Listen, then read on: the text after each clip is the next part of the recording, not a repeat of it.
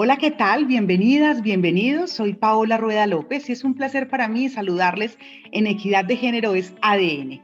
Y mi invitada de hoy está en el DF, en México. Ella es María Eugenia Gómez Luna, o como la conoce el sector de la investigación, de la estadística, de la economía, Maquena.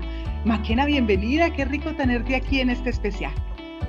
Muchísimas gracias, Paola. Realmente el gusto es para mí y el honor de poder comunicarme contigo y con tu audiencia. Muchas gracias. María Eugenia es economista, egresada de la Facultad de Economía de la Universidad Nacional Autónoma de México, la UNAM, especialista en economía y género en la misma institución y reconocida como experta en materia de contabilidad nacional y estadísticas de género. Actualmente es consultora en estadística económica, social y de género y recientemente prestó asistencia técnica en Colombia al DANE para el fortalecimiento de la encuesta nacional de uso del tiempo de Colombia bajo el auspicio de ONU Mujeres. Pues realmente es importante que comencemos por ahí, María Elena, y es por qué es tan fundamental que haya estadística, que haya números, que haya data para que realmente tengamos esa información confiable de mujeres. Bueno, mira, creo que hoy día vivimos la era de la información en muchos aspectos y las estadísticas y los indicadores de género en particular han sido instrumentos muy valiosos para darle una condición de ciencia, de marco interpretativo al tema de la situación de la vida de los hombres y de las mujeres, que como sabemos, las condiciones en las que la humanidad se ha desenvuelto dan lugar a que por esa misma situación de la crianza, del trabajo que hay que hacer en casa y del trabajo que más tarde se tiene que hacer en la vida del mercado, pues se necesitan evidencias empíricas que muestren el tamaño y la dimensión de esos hechos. Bajo esta consideración, los números lo que hacen es darle objetividad a todas aquellas condiciones, fenómenos, situaciones que necesitan ser medidos para qué, para que haya políticas públicas. Y me parece que pocos ámbitos de la información han nacido con ese interés de que sirvan para la política pública, como es el tema de las estadísticas y los indicadores de género. Eh, en ese aspecto, gran parte del impulso que se ha dado en términos de el planteamiento de los derechos, del acceso y de dar seguimiento a esas condiciones es a través de los indicadores económicos, como puede suceder. De otra manera, nos quedaríamos y siempre bajo un esquema de mirada varonil de decir, bueno, son quejas, son situaciones que en donde las mujeres pareciera que quisiéramos ser las víctimas permanentes, pero no es así, no es así, sino que hay necesidad de mirar hacia aquellos temas, hacia aquellas condiciones de las mujeres en donde su vida no transcurre como pensamos que debería de conducirse en un marco de derechos y oportunidades iguales para los hombres que para las mujeres. Entonces, las estadísticas son el instrumento que le dan objetividad y que han empezado a aportar elementos para ir bordando una serie de elementos que permitan tener un marco analítico de análisis, que además, en el caso particular del tema que es como punto de partida de la desigualdad, que es el trabajo, esta actividad que convive con la parte social y con la parte económica, vincula el esquema que permite entender el proceso económico, la contabilidad nacional, con estos hechos que están ahí metidos. El trabajo está metido ahí en el Producto Interno Bruto. Las personas están metidas en el consumo privado que se mide a nivel macroeconómico. Todos estos elementos son algo que como los tomadores de decisiones miran a esos números macroeconómicos, miran a la economía, vincular el trabajo a esta condición me parece que enriquece la perspectiva para que se hagan visibles las situaciones de desigualdad de las mujeres y de los hombres. Esa es Pues la perspectiva, ¿sí? exactamente, pues Maquena ha sido una mujer muy activa, Participó en el desarrollo de los indicadores de los ODS y estuvo a cargo de los indicadores de los Objetivos de Desarrollo del Milenio, ODM. Además, se desempeñó como coorganizadora representando al INEGI, que es como decir el DANE, pero en México, de esos encuentros internacionales de estadísticas de género, 17 ediciones que se llevan a cabo también en Aguascalientes, México, y de las reuniones internacionales de especialistas en uso del tiempo y de trabajo no remunerado. Ya para entrar en materia, antes de eso me gustaría que nos contara un poco de su trayectoria, de su experiencia, porque uno decir pues que hizo parte del desarrollo de los indicadores de los objetivos de desarrollo sostenible, realmente eso ya son palabras mayores, y qué bueno que haya ese reconocimiento a Latinoamérica, a las instituciones que vienen haciendo este trabajo tan importante y a personas como usted que se dedican a la estadística de género. Muchas gracias. Mira, creo que es una cuestión muy importante destacar que la cuarta conferencia de la mujer que se celebró en Beijing en 1995 es un parteaguas en muchos aspectos. La plataforma que derivó de esa reunión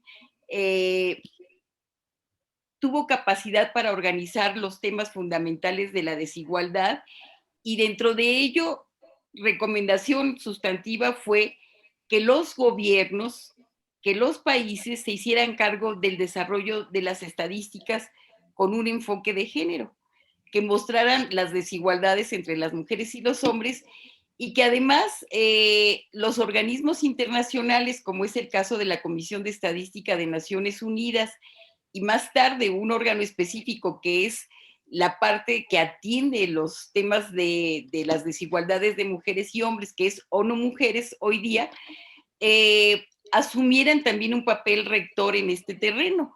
Es decir, la estadística hoy día está organizada de tal manera que los marcos conceptuales, los lineamientos y las metodologías se han convertido en los elementos que han permitido no solamente el desarrollo de las estadísticas con calidad, sino también la comparabilidad.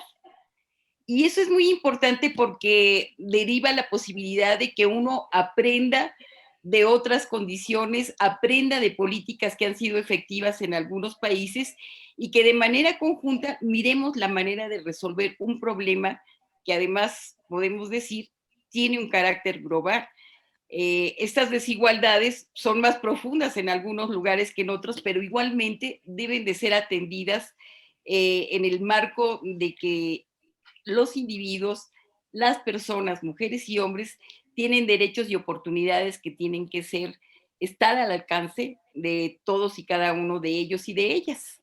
Entonces, bajo esa condición, la recomendación que había en Beijing es: hagan estadísticas de género, hagan la cuenta satélite de trabajo no remunerado, porque tienen que poner la dimensión de lo que las mujeres hacen en sus hogares, juntito de eso que llamamos el Producto Interno Bruto, y que todo mundo escucha de él y entiende que es la valoración de todo bien y servicio que se produce en una economía.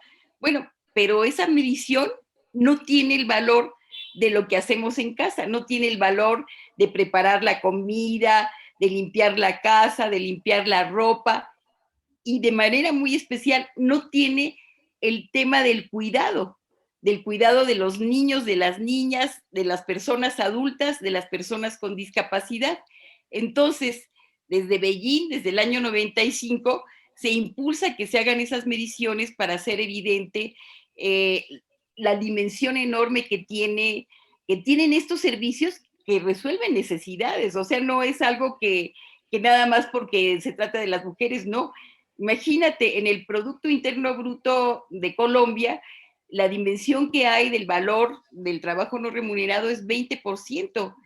En el caso de México es algo parecido, 23%, y de ese 23%, 18% es cuidado. O sea, la mayor parte de lo que hacemos en la casa, principalmente las mujeres, corresponde al cuidado y la atención de los niños y de las niñas o de otros integrantes del hogar. Entonces, Beijing, año 95, un parteaguas para la estadística de género y los indicadores. Y luego esto va a las oficinas de estadística Me toca estar a cargo del equipo que hacía las cuentas nacionales en el ahora INEGI, y Guadalupe Espinosa, que más tarde es directora de UNIFEM acá en México, insiste en que el desarrollo de las estadísticas macroeconómicas del país permitían avanzar en esta medición del valor agregado por el trabajo que se hace en las casas. Entonces, eh, esa insistencia, ese impulso contribuyó a que las autoridades del INEGI, en primer lugar, permitieran que se organizaran reuniones anuales para discutir la metodología de cómo valorar este trabajo, porque es parte de las cuestiones que importa darle solidez. Y por otro lado, afinar los datos que sirven de insumo para hacer estos cálculos. Las mediciones que hay están basadas en cuánto tiempo le dedicas a cada una de las actividades que se hacen en los hogares, tales como preparar la comida, tal como lavar la ropa, tal como cuidar a los niños, a las personas con discapacidad y a los adultos mayores.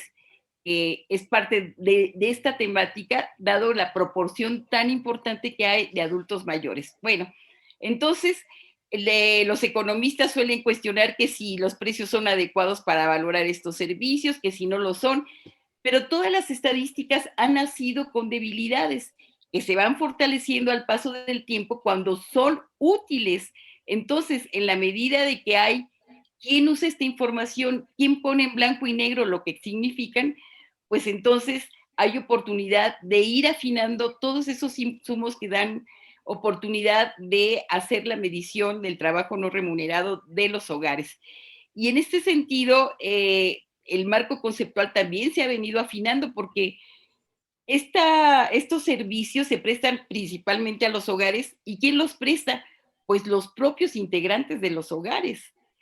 Pero además, y sobre todo en América Latina, como hemos visto, la condición de solidaridad y de vida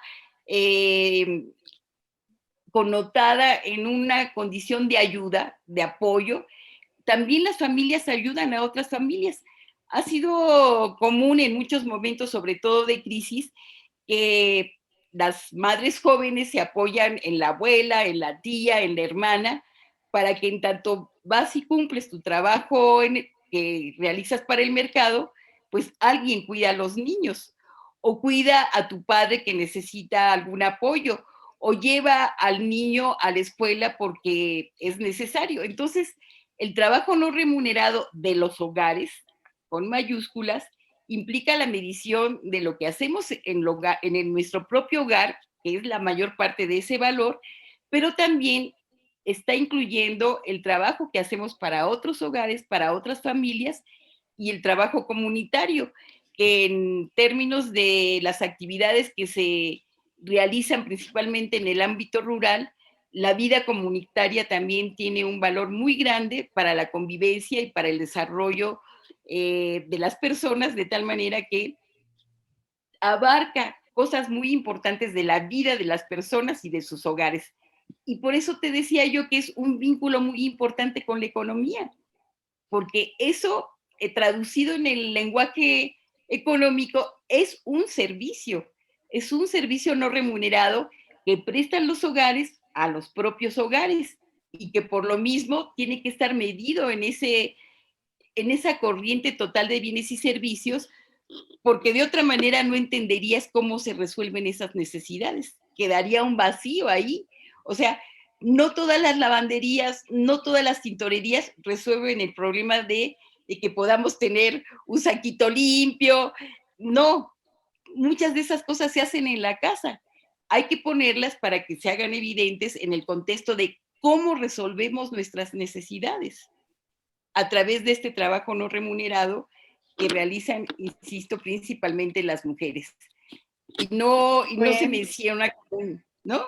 Sí, claro que sí, como ven una mujer completamente apasionada por los números desde esa perspectiva de género. Y sigámonos adentrando en los números, qué rico de verdad, Maquena, poderla tener. Y es, ¿por qué hablamos entonces en el mundo de inequidad? ¿Qué es lo que nos dicen esos datos para que hoy hablemos que realmente si miramos uno solo de los puntos, que es el uso del tiempo, uno podría decir, no, pero es que realmente hay inequidad. Pero en general, los números, ¿qué es lo que nos dicen y por qué hoy en los gobiernos, desde la ONU, desde esos objetivos de desarrollo sostenible, el número 5 invita precisamente a esa equidad de género, a encontrar esas mismas oportunidades, deberes, derechos para hombres y mujeres? ¿Qué nos dice la data? Pues mira, en primer lugar, las mujeres, como todos los seres humanos, tenemos necesidades intelectuales, emocionales, además de la necesidad de tener una convivencia con nuestras familias. Y ocurre que a lo largo del tiempo, pues las mujeres siempre han tenido hijos, pero las condiciones en las que hoy día el esquema de organización económica da lugar a que se tengan hijos y que se cuiden y que se desarrollen adecuadamente, pues implica esfuerzos muy importantes de atención, y eso traducido en términos de cómo medirlo es cómo usas tu tiempo. Y si somos ambiciosos, es decir, cómo usas tu vida, porque nuestro tiempo es nuestra vida. Entonces, sí queremos seguir cuidando a nuestros hijos, a nuestros mayores, a nuestras personas con discapacidad, pero también queremos desarrollarnos porque hoy día una forma en que haya cierta igualdad, desde mi perspectiva, pasa por la autonomía económica. Y esa autonomía económica en el esquema de organización social en que vivimos implica que tú tengas una fuente de ingreso que de manera normal debería de ser tu trabajo. Entonces, las mujeres además son un poco más de la mitad de la población, 51% versus 49% de los hombres. Y en ese terreno es donde se considera que pues hay que atender las necesidades de ese 51% de la población que requiere de apoyos para poder desempeñarse adecuadamente tanto en el ámbito familiar de su hogar como en la vida económica. Muchas de nosotros somos muy afortunadas porque lo tuvimos en el momento en que lo necesitábamos, porque además es otra cosa muy importante. Si vemos la trayectoria de las mujeres, hay una edad reproductiva que es en donde habría que insistir en esas políticas de apoyo.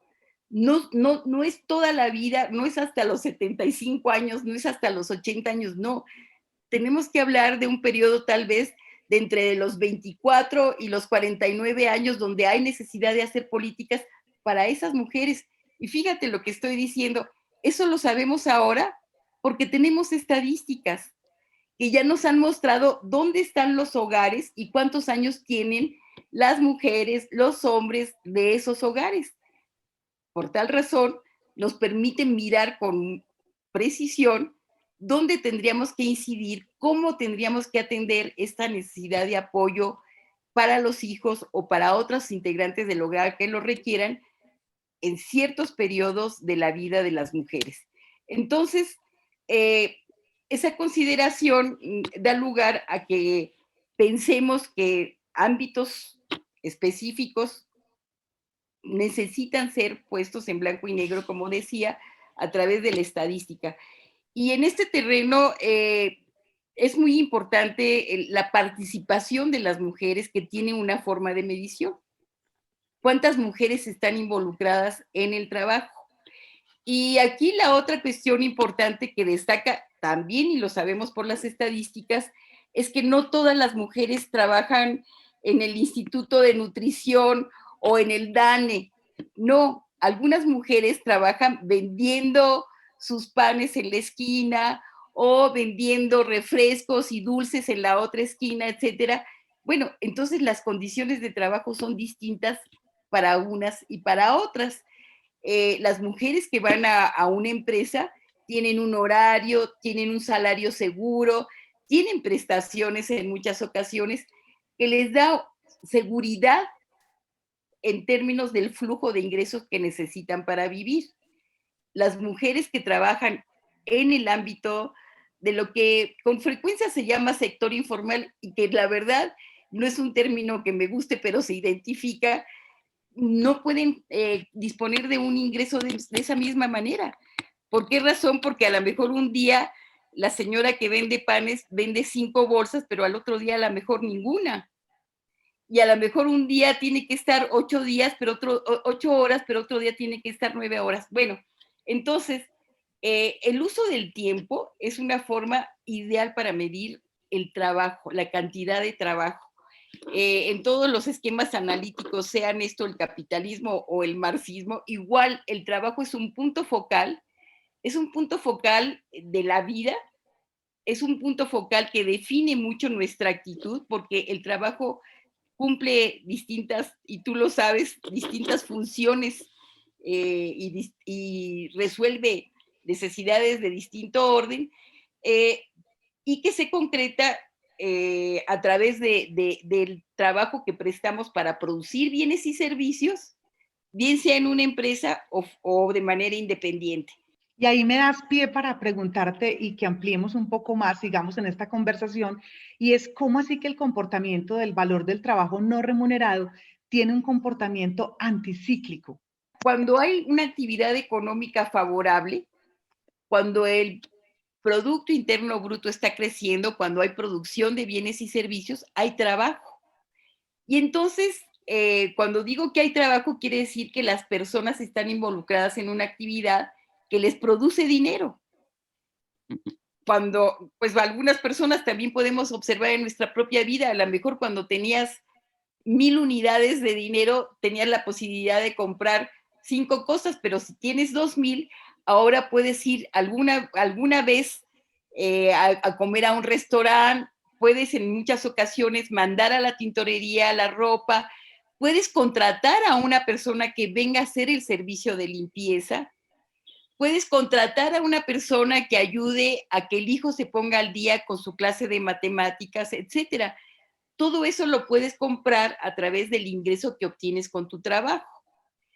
Cuando la economía está decaída, cuando hay poco trabajo y ese trabajo no está bien pagado, además, o sea, la condición cambia, porque entonces todas esas necesidades las tienes que resolver en tu propia casa. Y cuando las resuelves en tu propia casa, lo que haces es aumentar tus cargas de trabajo.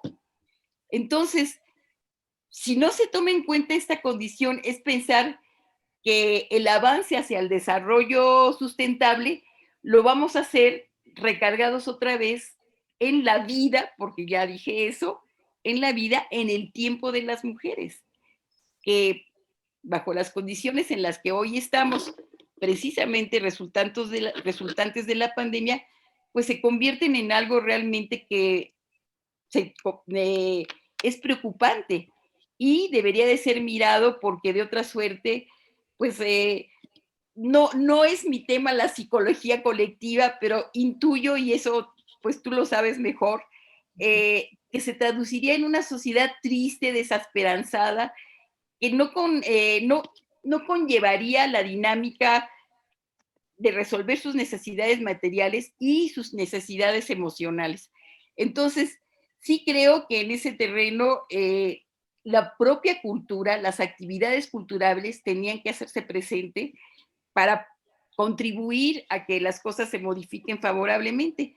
Y fíjate, en ese terreno, las estadísticas de uso del tiempo que el DANE provee a través de la encuesta de uso del tiempo, pues nos dicen que en esta pandemia las mujeres trabajaron más, las mujeres tuvieron que hacer también trabajo remunerado y las mujeres tuvieron que achicar su tiempo libre para hacer sus actividades personales, dentro de las cuales una de las más importantes es haber disminuido su tiempo dedicado a la educación. Entonces, la condición que te describía yo a nivel macroeconómico y de acompañamiento al ciclo económico que se pueda diseñar, pues tiene que tomar en cuenta estas situaciones porque estás dejando de ser un cachito de ser humano como quisiéramos que fuéramos, completos. Atender el trabajo, atender el trabajo que también produce satisfacciones, tanto el remunerado como el no remunerado, pero también tener tiempo libre para hacer actividades culturales, sociales, educativas y para poder autocuidarnos, darnos tiempo para ir a una revisión médica, darnos tiempo para ir al salón de belleza, ¿por qué no?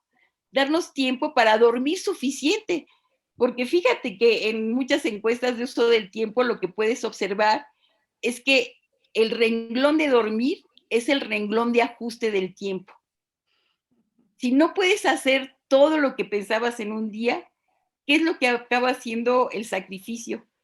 Pues se achica el tiempo de dormir. O Y madruga o trasnocha. pues sí, y entonces, y bueno, y ahora también sabemos de manera científica la importancia de dormir, la importancia del sueño. Hay clínicas del sueño. Entonces no estamos hablando de una cosa menor. Pues de verdad, María Eugenia, que muchísimas gracias, supremamente pedagógico este espacio para entender esa importancia de los números, pero vistos desde esa perspectiva de género, de equidad de género, y también a la luz de la situación que estamos viviendo en nuestros países, como lo es la pandemia. Así es que, de verdad, muchísimas gracias. Ese mensaje final que quisiera dejarnos para reflexionar, para abrazar como usted los números y para que realmente sintamos que es importante, si hablamos de sostenibilidad, hablar de equidad de género.